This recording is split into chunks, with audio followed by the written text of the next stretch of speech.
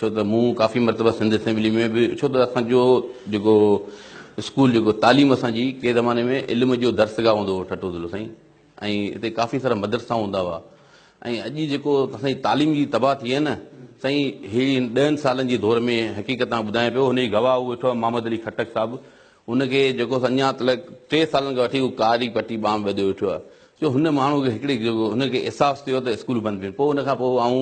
बार बार assembly में question विझंदो त असांजे ठठे ज़िले जूं स्कूलूं खोलाए ॾिनियूं वञनि हींअर बि उनखां पोइ मिनिस्टर साहिबु जेको आहे पंहिंजो महेंद्रो साहिबु उन टाइम ते उन पाण इतराफ़ कयो त 336 स्कूल बंदि पिया आहिनि ठठे ज़िले जा साईं तमामु अफ़सोस जहिड़ी ॻाल्हि आहे केतिरा स्कूल बंदि पिया आहिनि भला हिते जाली मास्तर घणा आहिनि जेके हिननि भर्ती कया जाली मास्तर घणा भर्ती थिया तव्हांजे ज़िले में हिननि जेके कया पिया जिन जो मामलो अॼु भले थो जेके कुझु काफ़ी मास्तर अञा बि लछियूं था खाइनि हुते कराची में जाली को एनटीएस ते आया न उन खां पहिरीं जेके तव्हां कढिया जाली करे उन्हनि खे वरी आर्डर बि तव्हांजी हुकूमत में मिलिया असांजे ज़िले में एनटीएस